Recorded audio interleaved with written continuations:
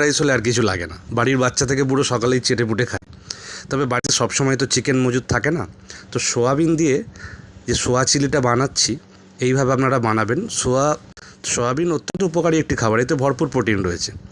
আসুন দেখে নেওয়া যাক কীভাবে এটা বানানো হচ্ছে। এইটা বানাতে সোয়াবিন, ক্যাপসিকাম, কাঁচা লঙ্কা, পেঁয়াজ, রসুন, আদা, tomato, soya sauce, vinegar, cornflour, ময়দা, গোলমরিচের গুঁড়ো, তেল, নুন, টমেটো সস আর ডিম লাগবে। প্রথমে সোয়াবিনগুলো সেদ্ধ করে নিন, সেদ্ধ করে জল ঝরিয়ে নিতে হবে। এবার একটি পাত্রে ময়দা, কর্নফ্লাওয়ার ও ডিমগুলো নিন, অন্যদিকে কড়াইয়ে তেল গরম করতে দিন।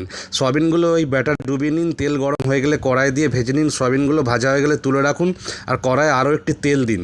এবার তাতে রসুন দিয়ে একটু নাড়ুন, তারপরে একে একে আদা, পেঁয়াজ, ক্যাপসিকামগুলো নিয়ে নিন। তারপর তাতে সয়া সস, টমেটো সস যোগ করুন, আরও দেবেন পরিমাণ মতো নুন ও চিনি। মশলাটা কষে এলে তাতে ভেজে রাখা সোয়াবিনগুলো দিয়ে দিন। সোয়াবিনগুলো মশলার সঙ্গে মিশে গেলে পরিমাণ মতো কর্নফ্লাওয়ার ও জল দিন।